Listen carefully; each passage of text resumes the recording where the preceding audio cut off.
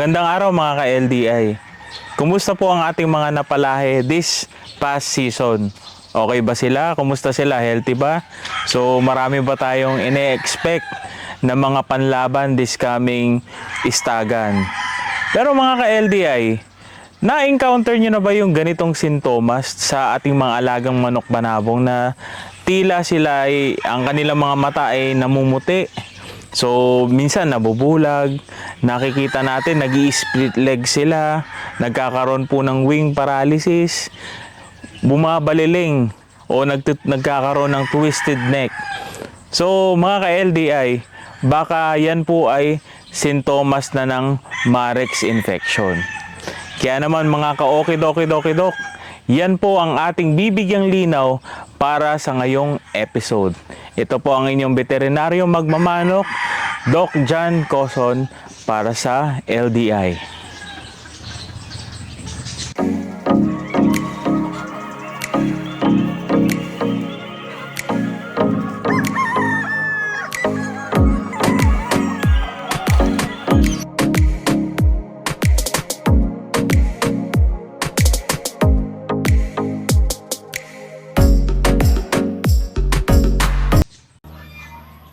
Mga ka-LDI, ang bibigyan linaw natin o ang tatalakayin natin ngayong araw ay tungkol sa Marex infection or Marex disease.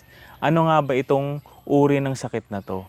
Mga ka-LDI, ito ay isa sa pinaka-common na sakit ng mga manok dito sa mundo. So actually, ito ay naging talamak sa bansa ng USA o United States of America. At alam naman natin mga ka-LDI na halos lahat ng foundation ng ating mga ibinibreed na mga manok panabong ngayon ay nanggaling sa bansa ng USA.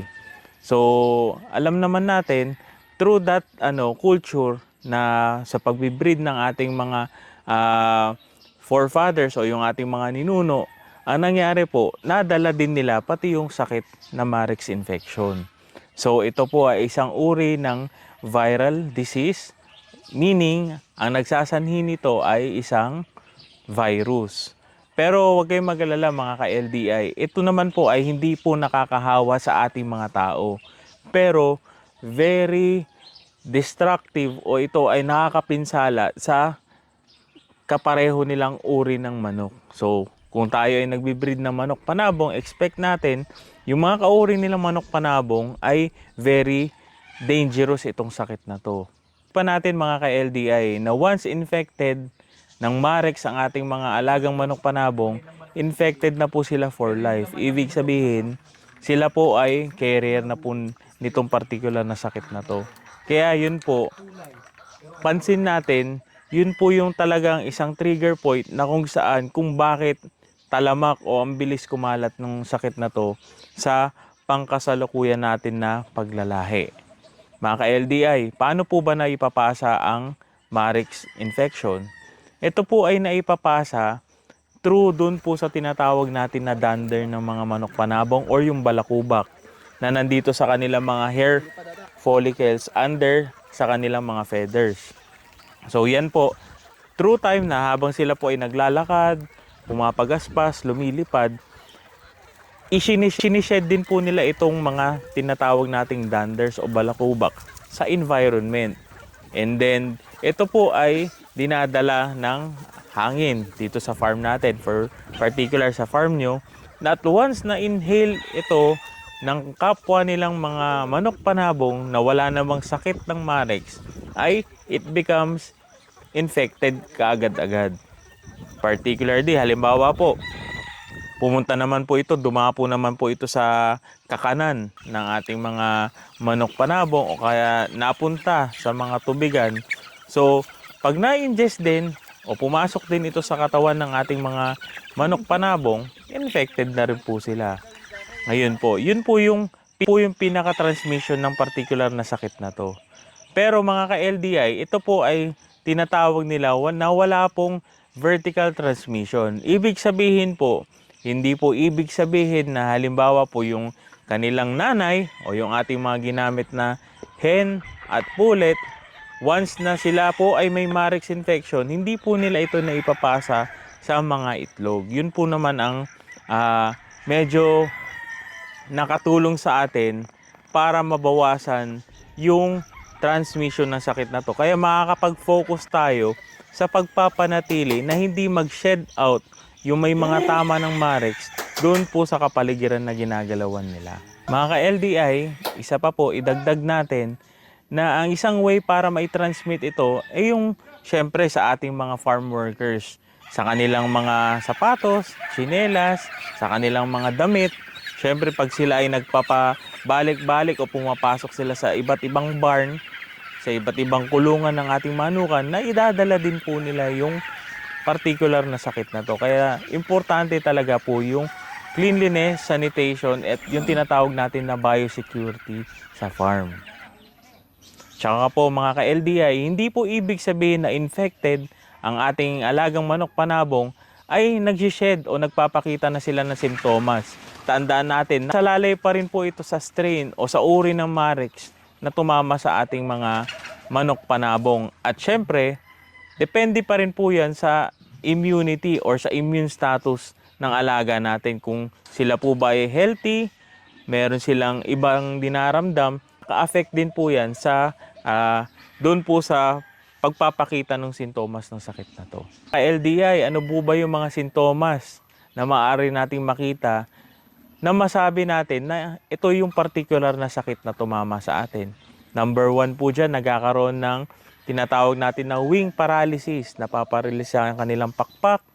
Nagkakaroon po ng baliling o twisted neck. Nakikita po natin yung kanilang mga mata. Ito po ay nagigray, namumuti.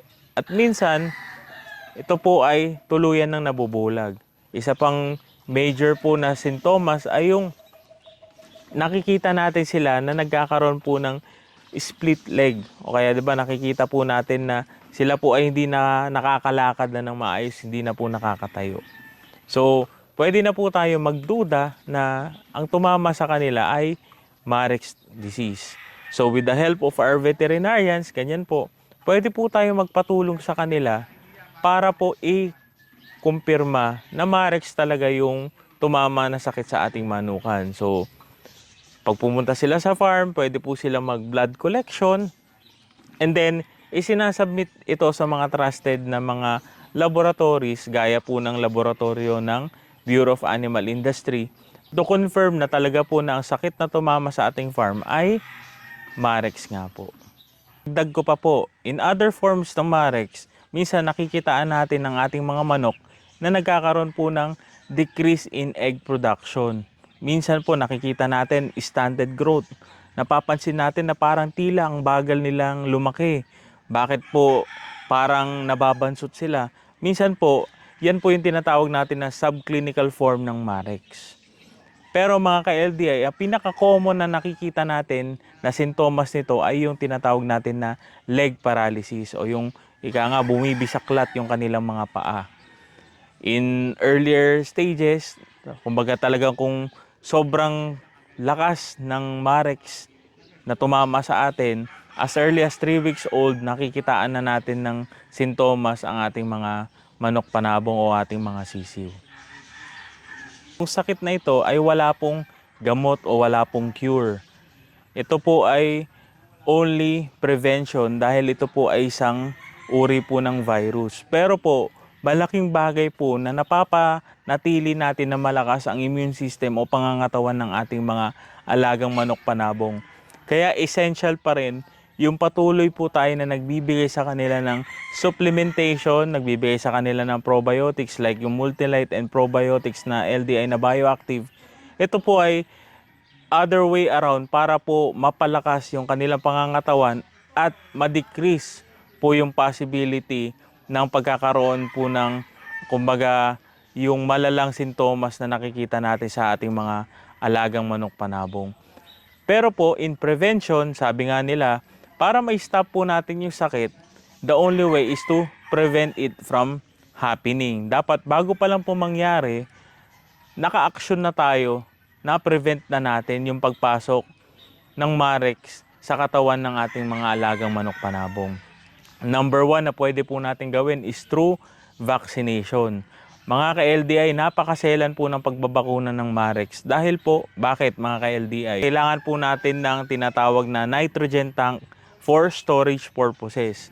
Hindi po siya pwedeng i-store sa mga cooler lang na may mga ice gel o mga yelo. Dapat po naka nitrogen tank, and sa loob po nun may tinatawag natin na liquid nitrogen. Doon lang po yung way para ma-preserve natin yung bakuna ng Marex.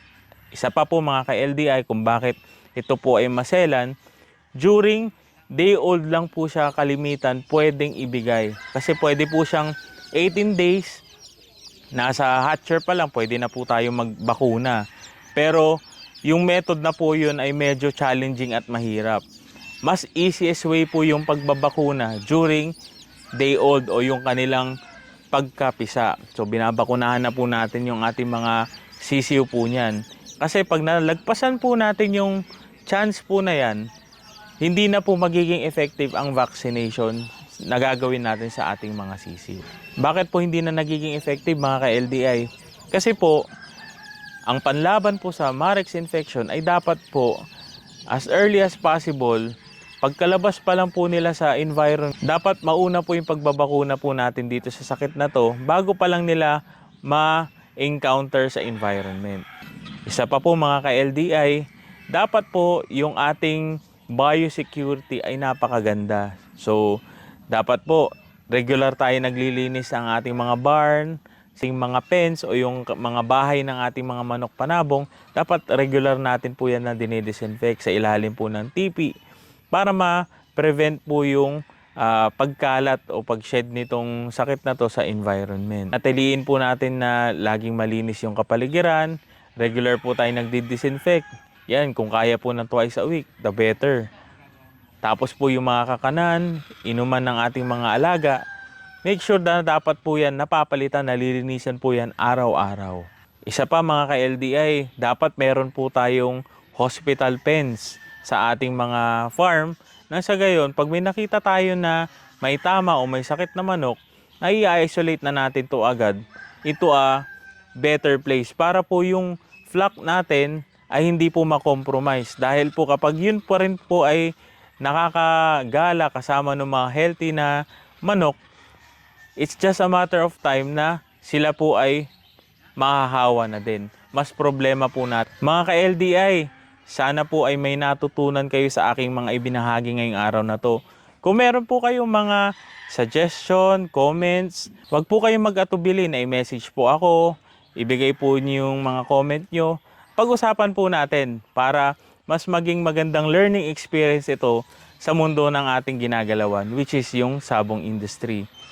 Muli, ito po ang inyong veterinaryong magmamanok, Doc John Coson, para sa The Panabong Vet.